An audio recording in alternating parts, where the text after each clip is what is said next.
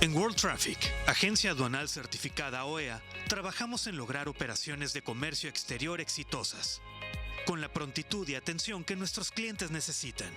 En World Traffic, nos queda claro que es momento de ser flexibles y rápidos, de apoyar a nuestros clientes, de cumplir a cabalidad con la rigurosa normatividad del comercio exterior, que sin duda después de la pandemia será aún más compleja.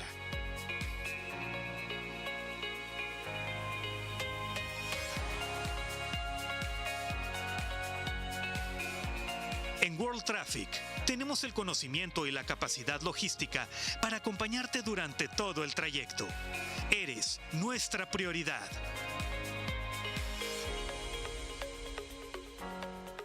World Traffic, tu agencia experta. Visítanos en www.worldtraffic.mx.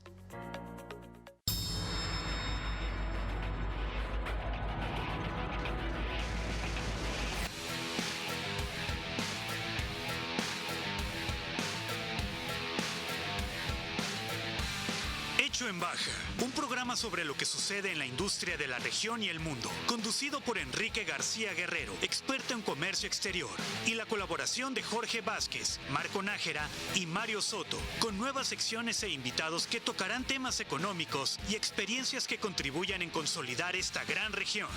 Hecho en Baja, todos los domingos a las 7 de la noche por su canal 66. Hecho en Baja. Sigamos adelante.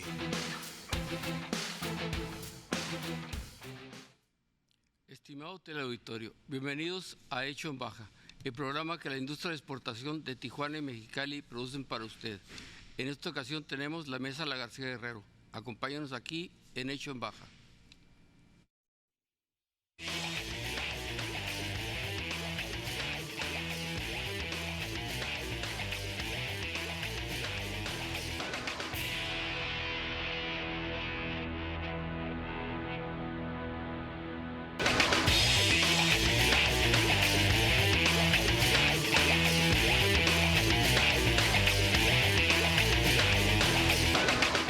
Estamos en la mesa La García Guerrero. Me acompañan Jorge Vázquez. Bienvenido, Jorge. ¿Qué tal, Enrique? ¿Cómo estás? ¿Qué tal? También está con nosotros Mauricio Bustos. Bienvenido, Mauricio. Hola, ¿qué tal? Bueno, y tenemos como invitado a Fernando José Bravo Cornejo. Él es director de la Casa Serena, Clínica Profesional de Adicciones para Adolescentes, única en el noroeste del país. Bienvenido, Fernando. Hola, ¿qué tal? Muchas gracias por la invitación. Muy bien. Pues como siempre, como cada semana voy a hablar un poquito del COVID.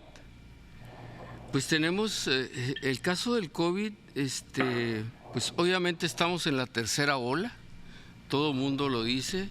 En el centro del país y el sureste del país están sufriendo más que nosotros, porque pues hay menos vacunas.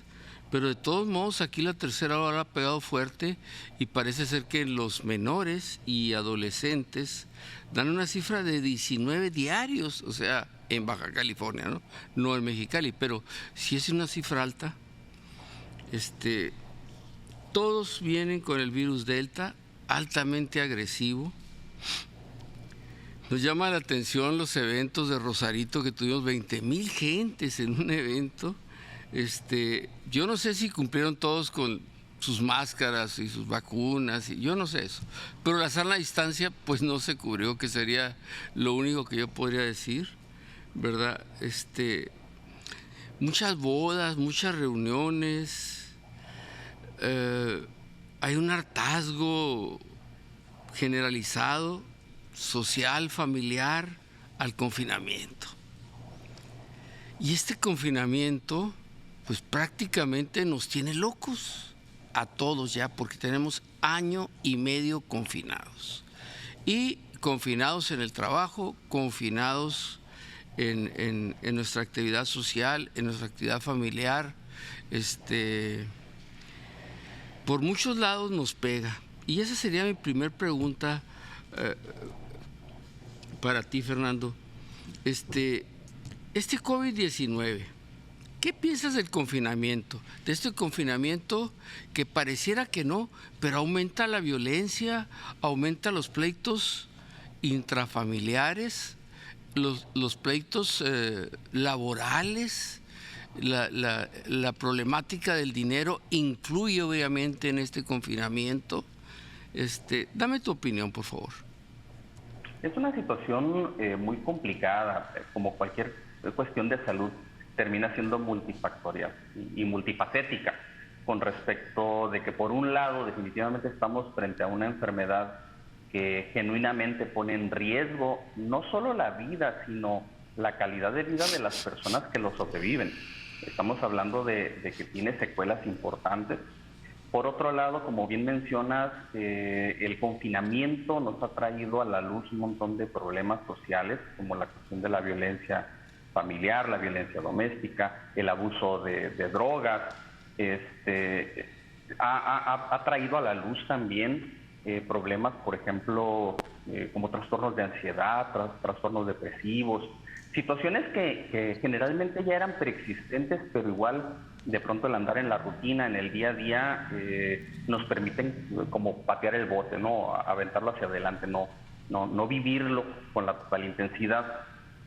Se suma también el estrés de la incertidumbre, el estrés de la incertidumbre en el sentido de la salud y también en la cuestión económica. Muchas personas vieron severamente afectada su capacidad de producir, de generar dinero, de cubrir sus necesidades por la cuestión de la limitación. Pero en la cuestión emocional, como bien mencionas, también hay un hartazgo. Tenemos la necesidad, los seres humanos, de socializar. Tenemos la necesidad de salir, y a veces en este afán de, digamos, de protegernos emocionalmente de las implicaciones de la pandemia, podemos llegar a engañarnos, podemos llegar a convencernos, generarnos una falsa sensación de seguridad, y ahí es donde de pronto decimos, bueno, pues la gente ya está vacunada, podemos andar en la calle, no pasa absolutamente nada. Definitivamente lo que son las medidas básicas de protección, el uso del cubrebocas, el uso del sanitizante, el gel para las manos y la sana distancia nos han servido bastante, ¿no? Sí. En nuestro caso, por ejemplo, tenemos desde mayo del año pasado atendiendo personas de manera ambulatoria, en el consultorio, sesiones de terapia. Sí. Y utilizando estas medidas que te menciono, donde de pronto pues estamos en la sala de espera, por ejemplo, no estamos en un espacio confinado, utilizamos cubrebocas, hemos podido mantenernos sin ninguna situación complicada, pues no nos hemos enfermado, por ejemplo, nadie de los del equipo. Entonces, incluso cuando de pronto a veces pasa que el paciente viene y a los 3-4 días nos dice, ¿sabes qué? Traigo síntomas, ¿no? Traigo la sospecha. Nosotros nos hemos mantenido. Pero igual, o sea, eso implica que sale el paciente y tenemos que sanitizar todo el área, pues medidas que en realidad ya una vez que las convertimos en hábito no son particularmente engorrosas. Pero fíjate, aquí tengo un tema yo, porque sí son para las empresas un costo, ya lo hemos vivido, ¿no? Es un costo mantener todo esto, porque pues ya mantenerlo año y medio, pues ya lleva un X, se calculan cuando menos un 5% de los costos para cada empresa. Ok, hay de empresas a empresas, imagínate, la Mega pues es un montón de dinero, ¿no? Entonces, pero hay, ¿y qué pasa con la gente humilde, con la gente que pues no puede comprar todo esto en sus casas, en su ambiente? Entonces también traemos todo ese problema cargando. ¿Hasta dónde llega este límite de que pueda cubrir por sus costeos todo esto del COVID? ¿Me entiendes? O sea, también ahí yo veo un problema que la sociedad o la autoridad pues tendríamos que empezar a pensar a cubrirlo, ¿no? Bueno, Jorge.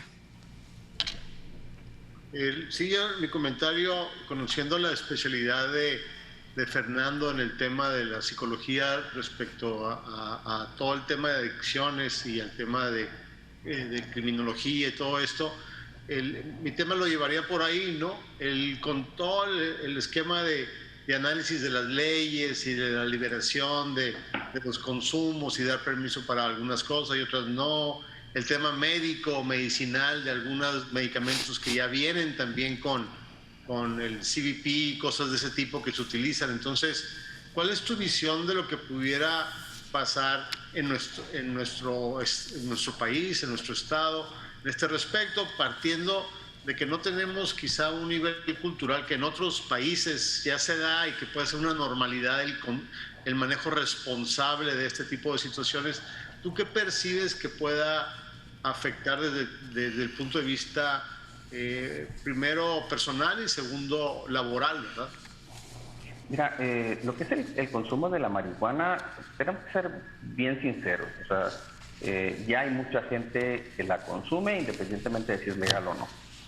En realidad, lo que son los índices de consumo tienden a subir, siendo muy sinceros. La estadística en Estados Unidos, la estadística en otros países nos dice que se da un aumento en el consumo. Pero la otra cuestión es que el consumo de drogas, y va a sonar controversial lo que voy a decir, el consumo de drogas es una parte intrínseca de la experiencia humana. Desde que tenemos uso de conciencia hemos estado buscando la forma de alterarla.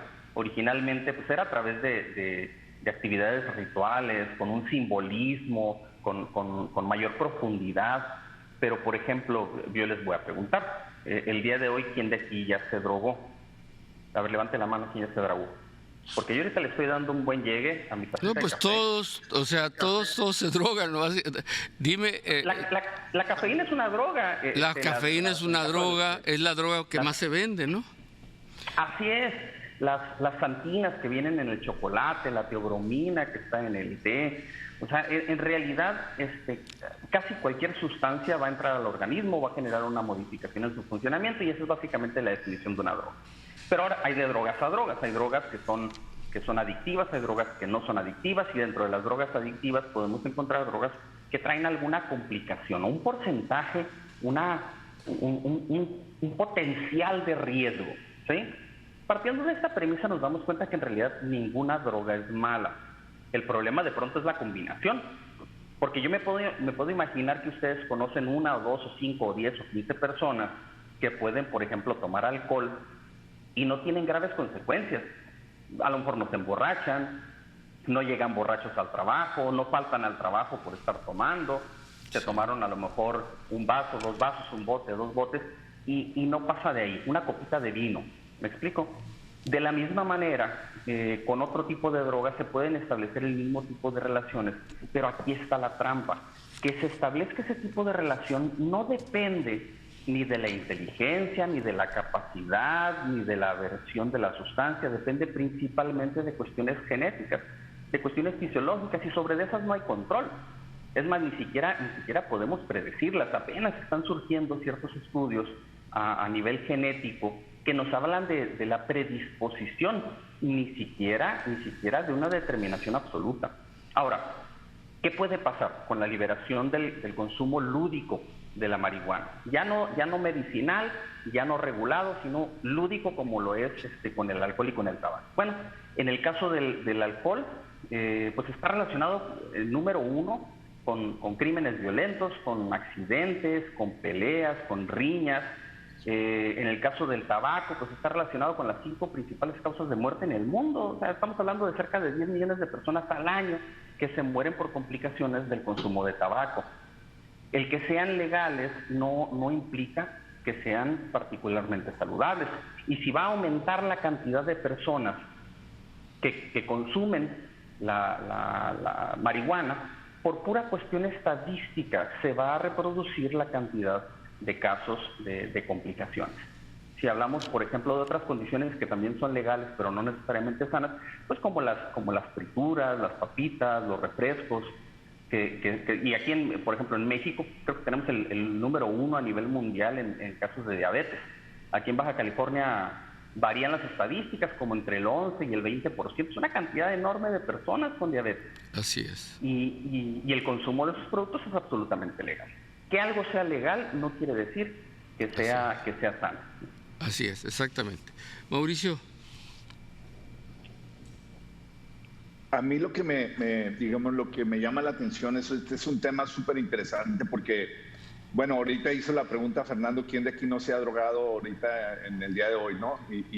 Pero más allá de eso, también todos tenemos el primo, un amigo, un familiar, o sea, realmente este problema es un problema muy fuerte en la comunidad, es un tema que impacta, pues, de manera muy, muy directa la familia, los sentimientos, la gente, o sea, son cosas muy sensibles, ¿no?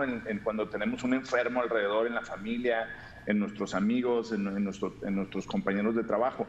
Y yo tengo dos preguntas. Uno, estuve revisando para el tema y encuentro un incremento del consumo notable. Es decir, el 53% de estudiantes del último año de secundaria utilizan alcohol, por ejemplo, secundaria, alcohol, ¿no? Estuve viendo aquí el aumento, por ejemplo, de la heroína en un 19.8% de sobredosis tienen que ver con la heroína, y el incremento de ese consumo, de los casos que tienen que ver, por ejemplo, con la heroína, 16,000 casos que están asociados a este tipo de sobredosis que se detectan, ¿no? Entonces, cuando me pongo a revisar la estadística, lo que yo veo es un incremento notable del consumo. Y bien lo dices, o sea, una cosa es el consumo en donde ya tiene un impacto muy importante porque afecta la vida. Entonces, yo veo varias preguntas. La primera es, ¿por qué está aumentando? O sea, ¿por qué vemos que está aumentando el consumo? ¿Es porque las sociedades, es porque... ¿Y cuál es la tendencia? Que es un tema que a mí me apasiona, el futuro. Soy un apasionado de estudiar el futuro. O sea, todas estas tecnologías, la pandemia misma que nos pone confinados, los nuevos requerimientos, ¿qué es lo que nos espera como sociedad y si está vinculado con este tema del consumo, del aumento del consumo, por un lado? Y la otra es, sin duda, yo pienso que la prevención pues es lo más efectivo, ¿no? Ante una situación. Y mi pregunta es, bueno, ante ese incremento, ¿qué hacemos para la prevención, ¿no? ¿Qué hacemos los padres? ¿Qué hacemos las personas para promover contextos en donde esté presente la prevención? Porque bien lo dijiste, o sea, todos consumimos y es como un acto de los humanos, pero entonces, ¿cómo lo protegemos en nuestros contextos, ¿no? Ese sería.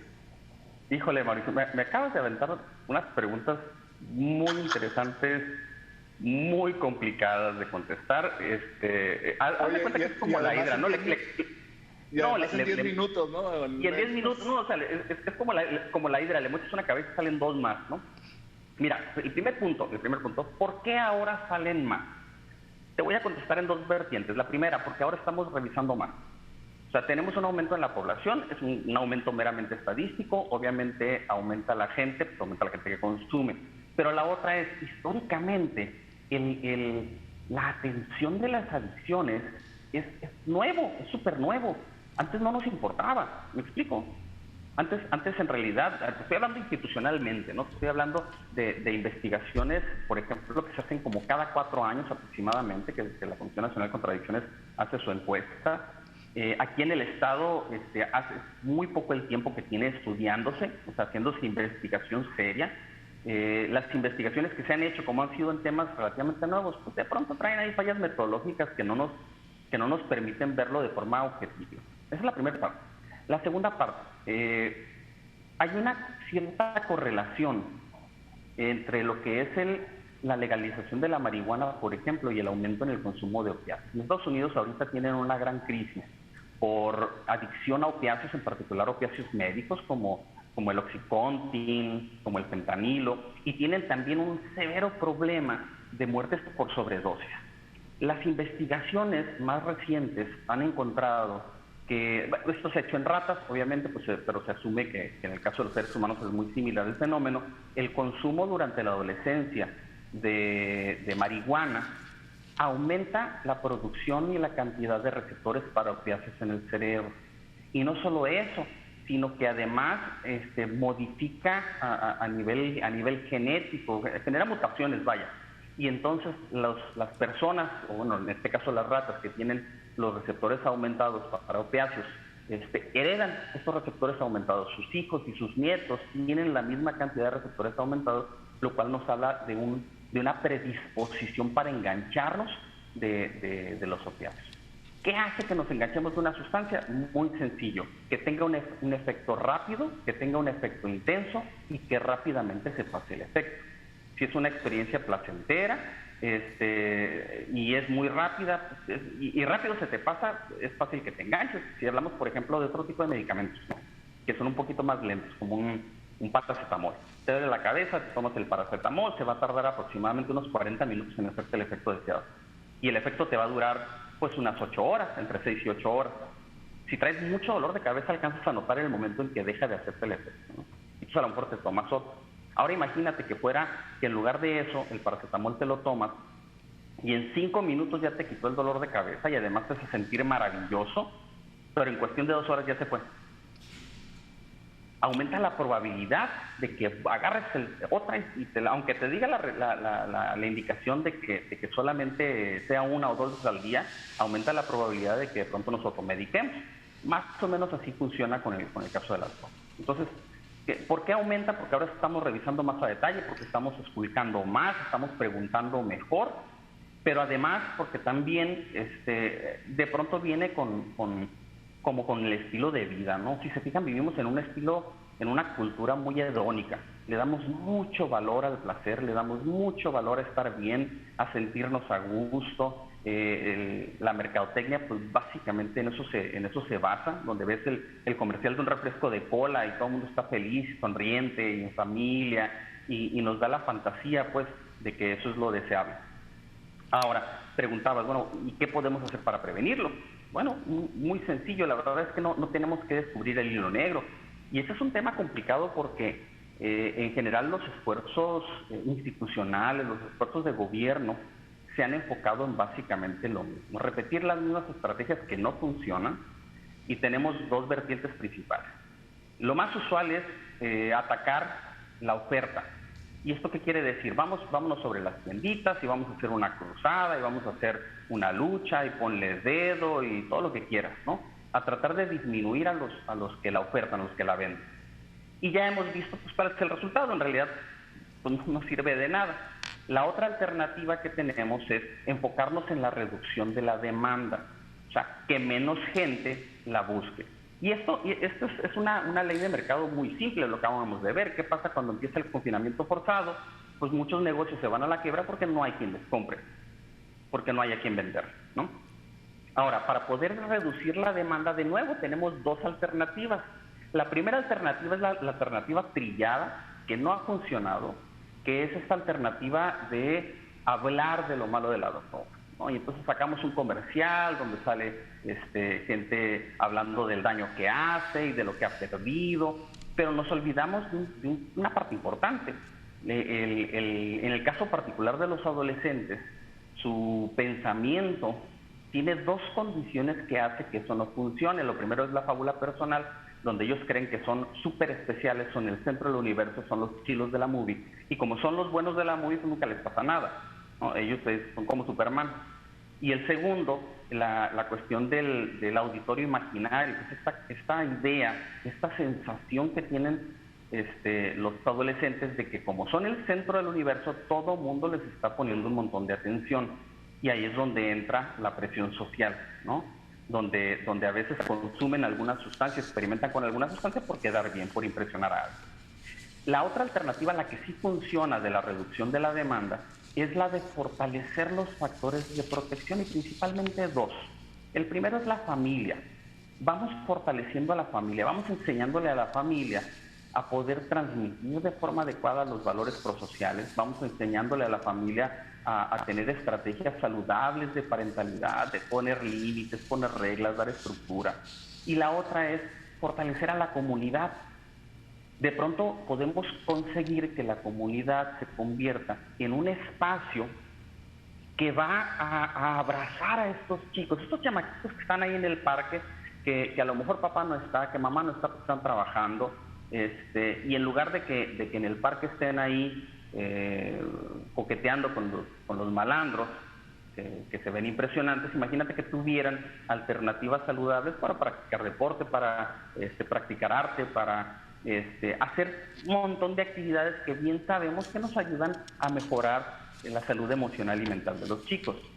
Tenemos ejemplos, por ejemplo, hay un programa que se llama Planet Youth, que es el que se empezó a utilizar en Islandia, donde ellos, en lugar de hablar del daño de la droga, en lugar de atacar a los que la venden, empezaron a fortalecer las comunidades, convirtieron a las comunidades en estos espacios que por el puro hecho de estar ahí, te ayudan a prevenir.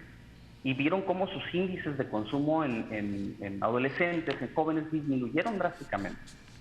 Pero uno de los problemas de este tipo de programas es que son a largo plazo, no es un programita electorero de tres años. Estamos hablando de un programa que requiere por lo menos 10 años de inversión consistente y constante, de que todos estén en la misma frecuencia para poder empezar a ver los resultados.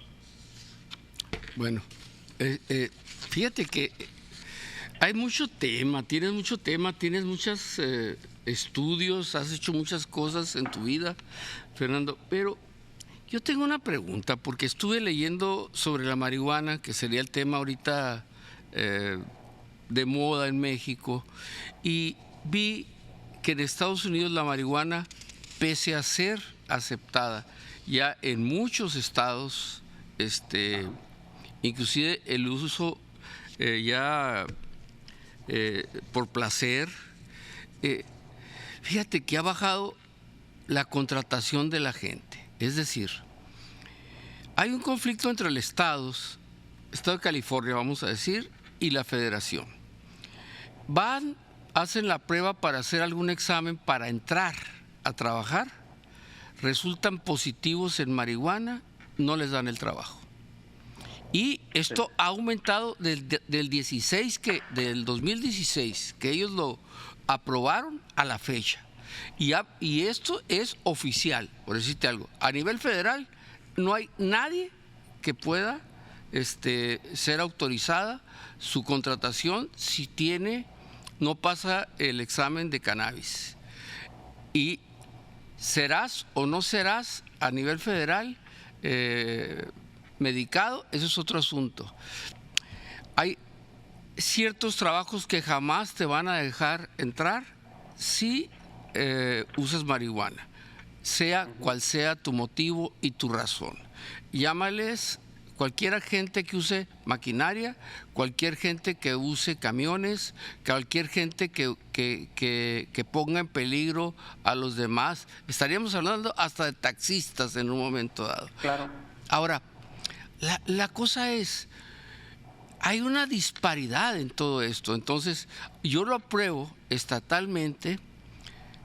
Lo positivo, yo le veo que lo sacan de la oscuridad esto, lo ponen, le dan una luz que no la tenían, hay un riesgo ya para todos ellos para no tener problema.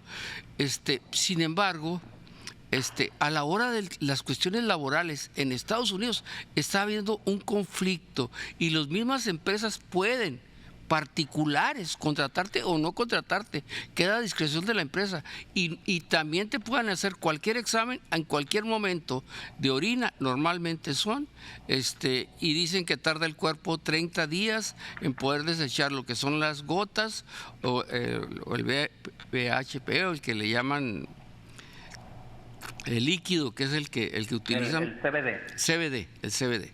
Ok, duran 30 días en desecharlo. ¿Qué opinión me das? Porque aquí hay una contradicción muy grande, ¿no? O sea, estoy perdiendo el trabajo por algo que está autorizado por el Estado, y el Estado sí le va bien con los impuestos, ¿no?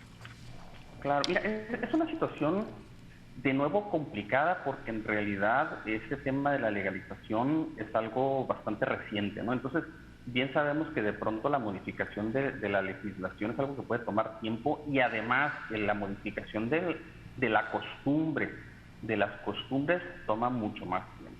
En el caso, por ejemplo, de las personas que manejan, que conducen maquinaria pesada, pues está comprobadísimo que el consumo de la marihuana inhibe el tiempo de reacción, inhibe los reflejos, la coordinación psicomotriz, a diferencia del alcohol. Por ejemplo, el alcohol te inhibe cuando consumes y te inhibe después. Si al día siguiente vas a consumir vas a manejar con la resaca todo lo que da, tus capacidades van a estar disminuidas, y eso significa que estás poniendo en riesgo a quien te esté rodeando en ese momento. En el caso de la marihuana no se encuentra, las investigaciones no encuentran una modificación significativa al día siguiente o posterior, sí cuando consumes, ¿no? Sí cuando consumes y conduces existe un riesgo. Si estás operando maquinaria pesada, aumenta significativamente la posibilidad de tener un accidente con todo lo que eso conlleva.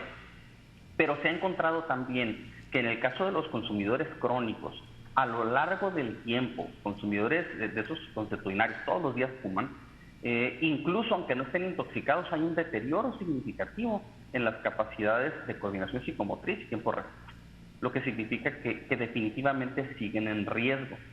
Ahora, lo que es el impacto del consumo de la marihuana está complicado de definir, porque de pronto tenemos una sobreabundancia de investigaciones que terminan siendo contradictorias.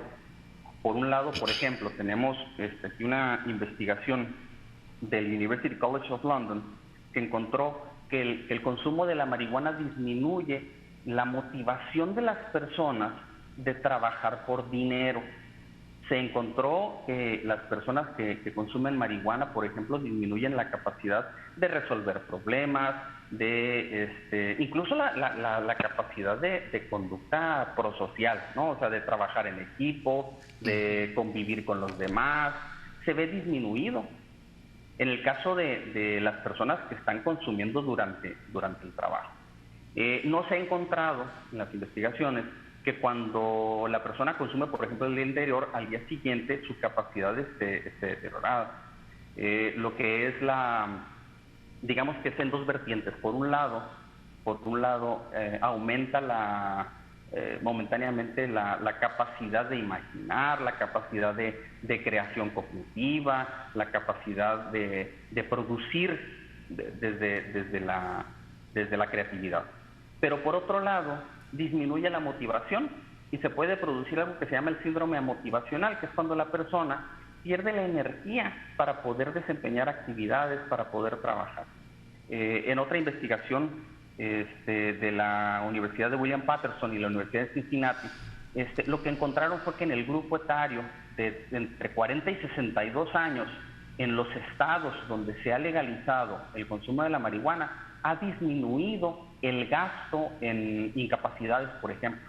Y una de las razones que ellos le atribuyen a esta disminución tiene que ver con el manejo del dolor físico, porque dicen, bueno, en el caso de las personas entre 40 y 62, y yo creo que todos los que estamos aquí cumplimos ese rango etario, nos daremos cuenta que de pronto pues empieza a doler la rodilla, empieza a doler la espalda, de pronto ya no necesitas haber chocado en el fútbol, sino simplemente dormiste chueco y andas contracturado.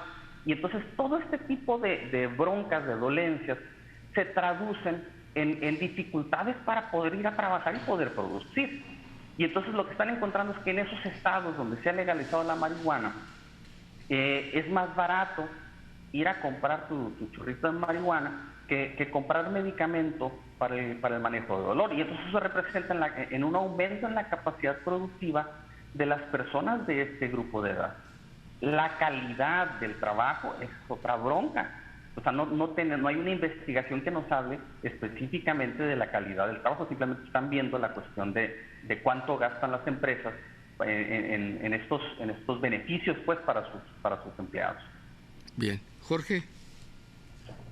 Sí, con Fernando y Héctor, hace unos años tuvimos la oportunidad de desarrollar un proyecto en función de la prevención de adicciones, y como decía Fernando, le dimos la vuelta al tema, que en vez de ir a hablar de adicciones fuimos a hablar de valores y de otros temas que se habían dejado de enfatizar. Y ahí el punto el enfoque eran a los niños entre 5, 6 y 7 años, y pensábamos que el impacto pues a lo mejor no era muy bueno porque estaban muy chicos. Sin embargo, era el momento adecuado, en función de los expertos, de que era el momento para entrar con esa temática, y sí se vio a la hora que teníamos los eventos nosotros. Esa edad se ha modificado, Fernando, ha ido a la baja, porque vemos que hay chavitos ya de edades muy chicos que ya están consumiendo drogas muy fuertes, ¿no? Entonces, ¿Ahí qué nos puedes decir? ¿Se sigue manteniendo ese rango de edad? ¿Sigue para abajo o sigue para arriba? ¿Cómo lo percibes? En lo general sigue siendo ese grupo de edad el momento adecuado. Sí, de pronto hay casos extraordinarios, ¿no? Se han documentado casos, por ejemplo, de niños de 9 años que andan consumiendo metanfetamina. En las investigaciones estatales hay datos de niños de 5 años, de 6 años que ya de pronto consumen alguna droga, ya sea por influencia de los padres o simplemente por decisión, ¿no? Pero de nuevo, son casos extraordinarios, no es la norma ni es la media. Entonces, la media de edad que tenemos aquí en el estado anda entre los 15 y los 16 años de edad. Pero estamos hablando de que esa es la media, es el promedio. Entonces, tenemos en ambos extremos casos singulares. Definitivamente esa edad, la edad formativa entre los 0 y los 8 años de edad son fundamentales para crear tres conceptos básicos. El primer concepto es quién soy yo. El segundo concepto es quiénes son los demás o cómo es el mundo. Y el tercer concepto es cuál es el futuro que me espera. Y estos conceptos los vamos formando en la medida en que nuestras necesidades emocionales van siendo satisfechas o no por las personas importantes, nuestros padres o nuestros abuelos o quien cuida de nosotros, el adulto responsable de nuestras vidas. En el caso, por ejemplo, de las necesidades emocionales, pues vamos a tener que las personas necesitamos afectos seguros, saber que alguien nos ama, saber que somos importantes para alguien, necesitamos la libertad para poder ser espontáneos, explorar nuestros propios gustos, necesitamos que alguien también nos marque de una forma clara los límites aceptables del comportamiento social, necesitamos que podamos expresar nuestras necesidades, nuestras emociones, nuestros pensamientos y que estos sean validados, que no sean descalificados. Y eso es sumamente complicado. O sea, no hay nadie de nosotros que sea perfecto y que esté libre de heridas, ¿no? Libre de lastimaduras emocionales. Pero la cuestión es, de pronto hay personas más funcionales que otras. Uh-huh. Dependiendo de la idea que yo tengo de mí, dependiendo de la idea que yo tengo de los demás, se forma el tercer concepto, que es el del futuro. Y el futuro es el que me va a permitir hacer inversiones a largo plazo. Digamos, yo tengo en mi cabeza la idea de que yo soy competente para la escuela, soy inteligente porque a lo mejor desde chiquito me lo dijeron, y soy bueno para leer, y soy bueno para los números, y soy bueno para pintar, y soy bueno para ese tipo de cosas. No sobreinflado, no como si fuera yo el regalo de Dios a los conejos, pero sí pues validándome. Tengo la idea de que la escuela es un entorno propicio para mi crecimiento, que los maestros quieren que yo aprenda, que a lo mejor de pronto son sangrones o son duros, pero es porque quieren que yo aprenda. Fácilmente voy a alcanzar a vislumbrar un futuro donde valga la pena hacer el esfuerzo para una inversión académica. O sea, me voy a poder ver haciendo una licenciatura, una maestría, un doctorado, y además voy a ver que eso me va a ayudar a tener una mejor calidad de vida. Si eso es lo que yo vislumbro, entonces puedo sacrificar el día de hoy de estar viendo caricaturas para ponerme a hacer la tarea. Puedo sacrificar la oportunidad de irme al parque, pintarme una clase para entrar a clase. Puedo hacer sacrificios, vaya, en virtud de ese futuro que yo estoy vislumbrando. Si el futuro que yo vislumbro es pobre, es un futuro feo, porque a lo mejor el concepto que tengo de mí mismo es un concepto pobre y el concepto que tengo de los demás es un concepto desfavorable, entonces, ¿qué necesidad o qué motivación voy a tener para postergar el placer del momento actual, ¿no?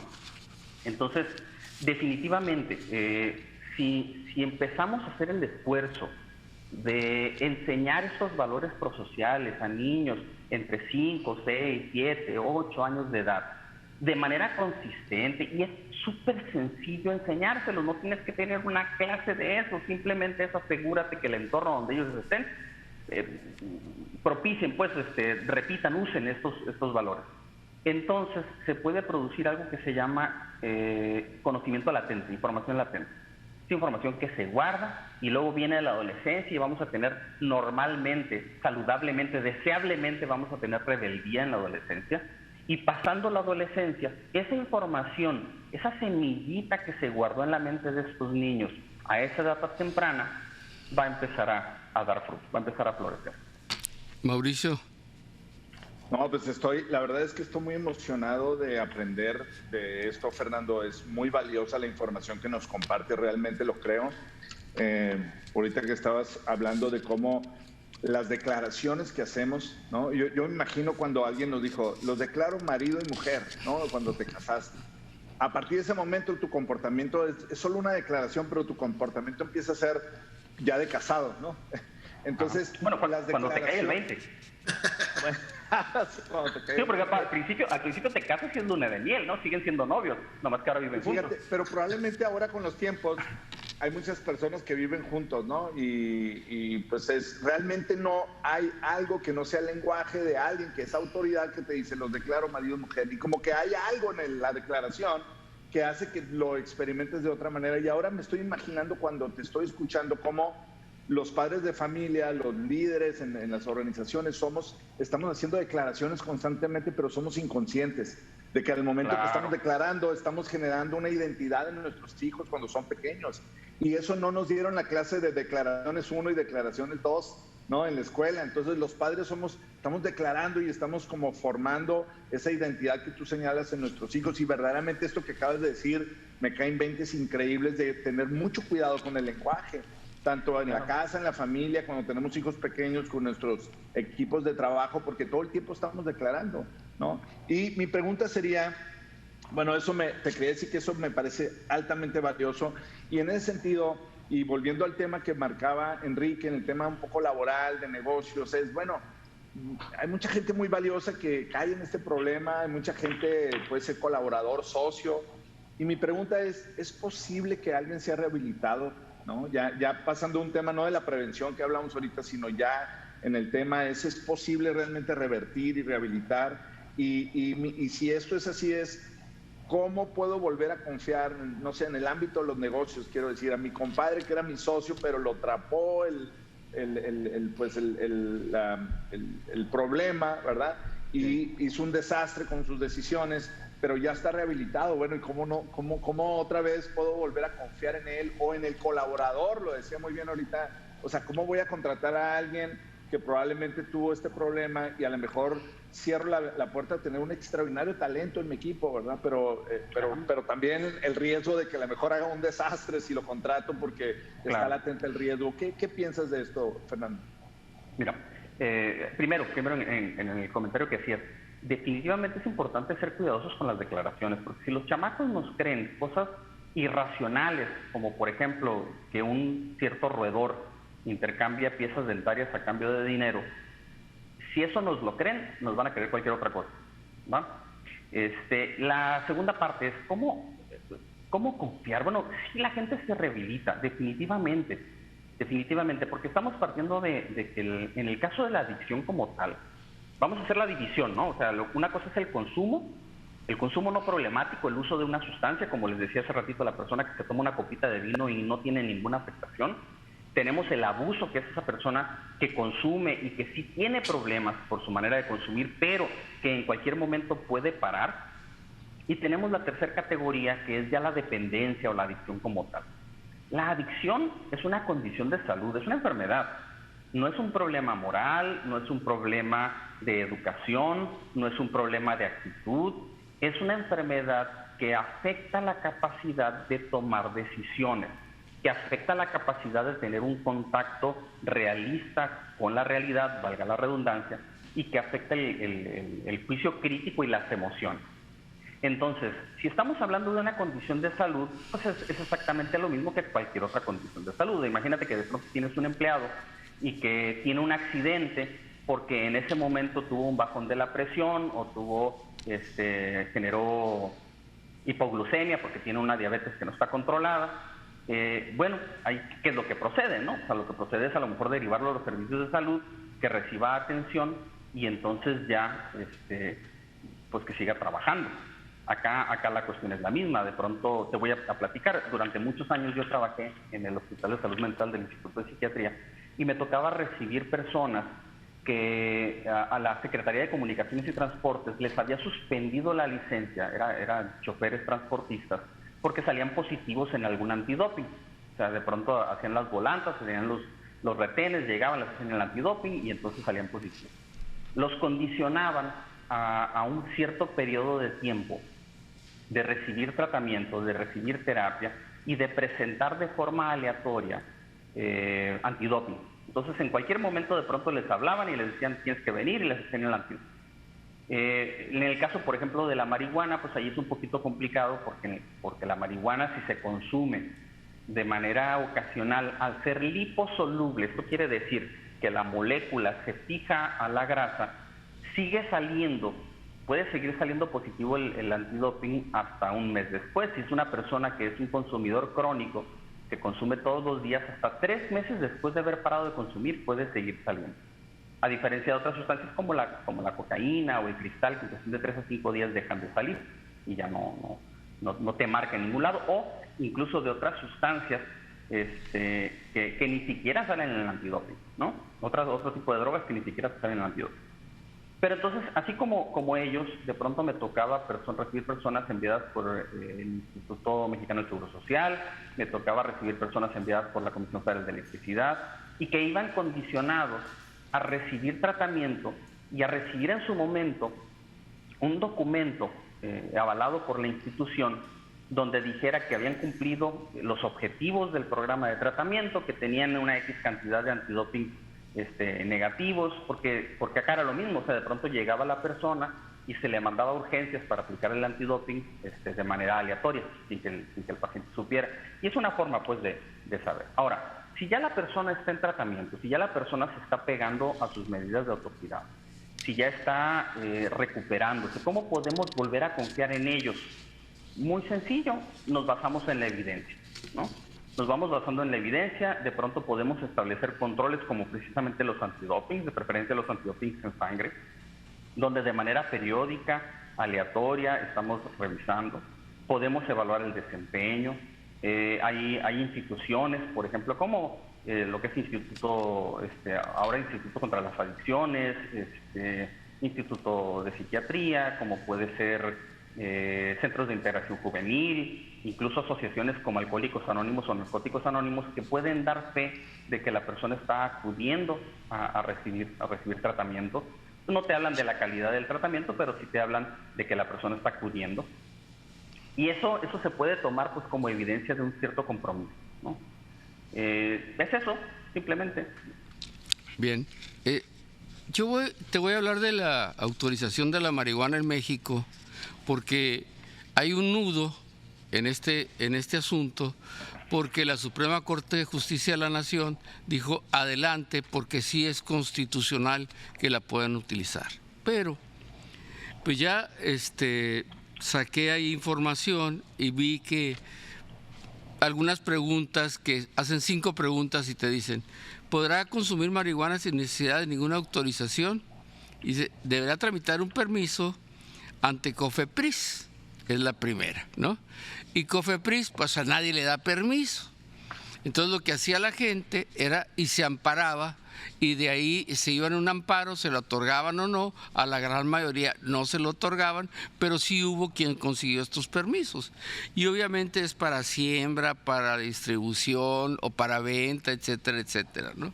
Pero amparados, ¿no? No con lo que salió nuevamente en México, que sí puedes consumirla según la Suprema Corte. Ok. ¿Cuántos solicitaron los permisos? 2.500 personas, ¿sí? Desde el 18.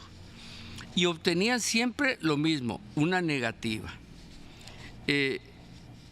Estaban, ya lo hablé, el juicio de amparo, ¿verdad? No tienen necesidad de recurrir a los tribunales ahora. ¿Cualquiera puede solicitar un permiso? No. Sí, o sea, primero debes de ser una persona adulta, no puedes consumirlo en espacios públicos, es una cosa privada, es decir, en tu vivienda o en algún lugar donde no perjudiques a nadie. Y se prohíbe ante los menores también, ni siquiera te puede ver el menor siquiera que estés fumando la marihuana, o los terceros que puedan ver afectados. Claro. Tampoco puedes comerciar con el cannabis ni suministrarle a terceros. Es exclusivamente personal. No podrás conducir vehículos o maquinaria peligrosa tras haberlo consumido. Aun cuando los consumidores respeten los requisitos, la COFEPRIS ha actuado constantemente con prácticas dilatorias y burocráticas para evitar o retrasar al máximo dar respuesta a las peticiones. ¿Qué cantidad de cannabis puede poseer una persona de consumo? COFEPRIS dice que la debe emitir los lineamientos. No ha emitido ningún criterio específico como sobre el consumo personal. Se permitirá la venta de cannabis. ¿Dónde podré comprarla para mi consumo personal? La comercialización sigue estando prohibida, ¿sí? La Suprema Corte ordenó también a la COFEPRIS definir lineamientos pertinentes sobre la adquisición de semillas para el cultivo personal, porque ese es el otro problema, ¿de dónde saco las semillas, no? Entonces, hay muchísima gente que ahora trae las semillas de Estados Unidos, trae inclusive la cannabis de Estados Unidos, y esto, bueno, ¿qué es lo que está sucediendo? Pues que van a seguir adquiriendo la sustancia por vías ilegales. Claro. ¿Es cierto que el consumo lúdico de la marihuana ha quedado despenalizado en México? No. La declaratoria de la Suprema Corte no despenaliza las actividades necesarias, ¿sí? El Código Penal Federal sigue contemplando como delitos contra la salud algunas actuaciones como la aportación de sustancias o el narcomenudeo. Entonces, aquí hay un vacío legal. El Congreso necesita aprobar finalmente una ley al respecto, ¿sí? Lo que está autorizado se queda corto. De ninguna manera hay una regulación del uso personal de la cannabis en México. ¿Qué piensas, Fernando? Bueno, definitivamente de pronto quedan estos vacíos donde falta normar, donde falta operativizar lo que la ley está indicando. Ya nos pasó alguna vez aquí en Baja California con la Ley de Protección contra el Humo del Tabaco, donde se expide una ley, pero no hay quien se encargue de reforzarla, donde no hay sanciones determinadas. En la ley se mencionaba, no puedes fumar en lugares públicos, no puedes fumar por donde sea obligatorio el paso de terceras personas, no puedes fumar en espacios cerrados, no puedes fumar en escuelas, no puedes fumar donde haya niños. Es la misma cuestión, ¿no? O sea, en el caso, por ejemplo, del humo de segunda mano y este tipo de cosas.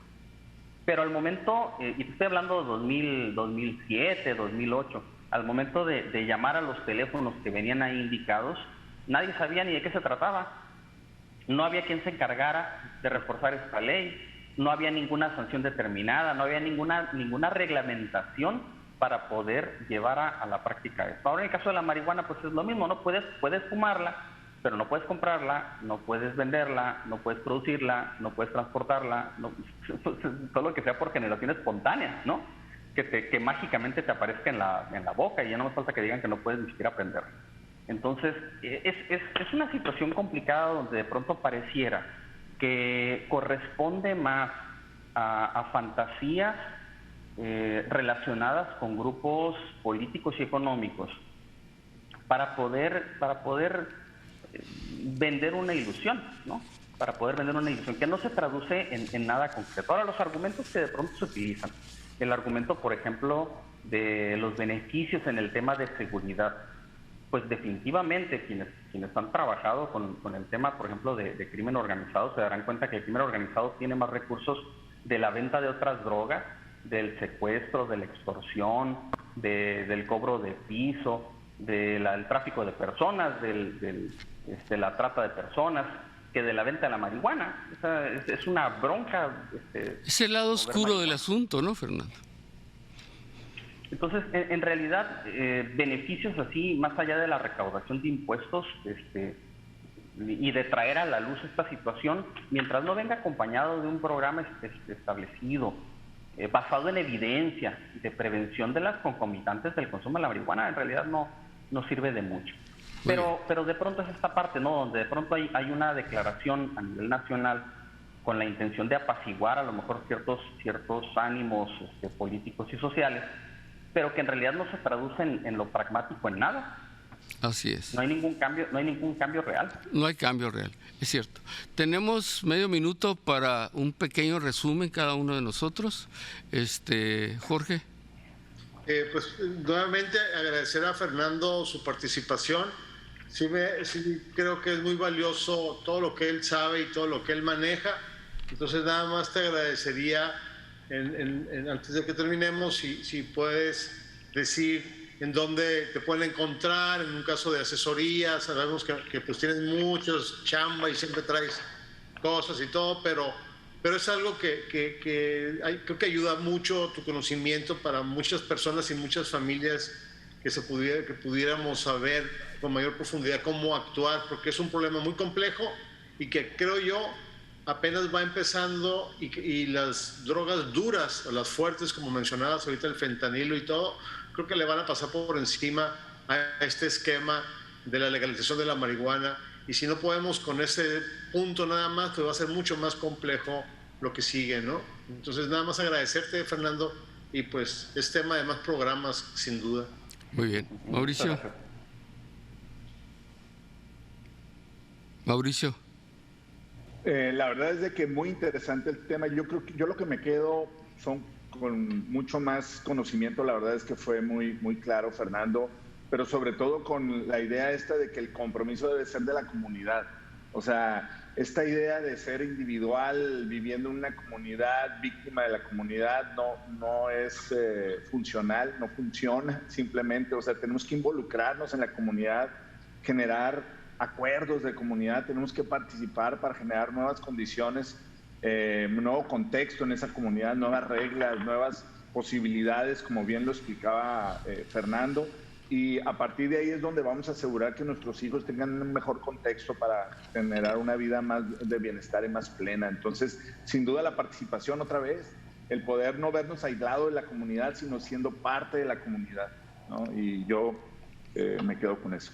Muy bien, gracias, Mauricio. Yo te tengo una para ti, Fernando. Dice, uno de los indicios de la verdadera grandeza es la habilidad de producir grandeza en los demás. Gracias, Fernando. Gracias, Jorge. Gracias, Mauricio. Gracias a ustedes.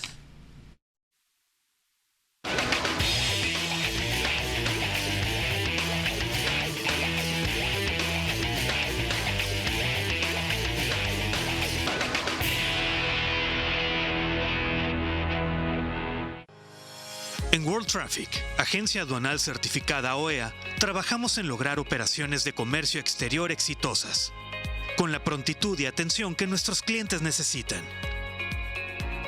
En World Traffic, contamos con una robusta plataforma informática que, combinada con nuestra experiencia, conocimiento técnico y logística, te darán la seguridad y confianza de cumplir con la rigurosa normatividad del comercio exterior.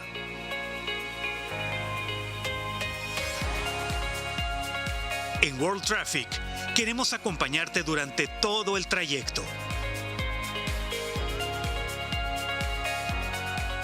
En World Traffic, tu confianza es nuestra prioridad. World Traffic, tu agencia experta. Visítanos en www.worldtraffic.mx.